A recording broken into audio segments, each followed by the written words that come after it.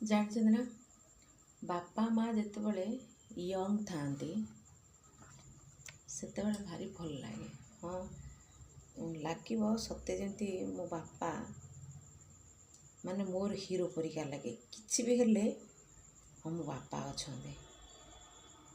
କିନ୍ତୁ ସେଇ ବାପା ମା ଯେତେବେଳେ ପରିଣତ ବୟସକୁ ପଳେଇ ଆସନ୍ତି, ଓଲ୍ଡ ଏଜ୍କୁ ପଳେଇ ଆସନ୍ତି, ସେତେବେଳେ କ'ଣ ଟିକେ ହେଲେ କାହିଁକି ଗୋଟେ ଭୟ ସଂସାର କରିଯାଏ, କାଳେ କ'ଣ ହେଇଯିବ କି।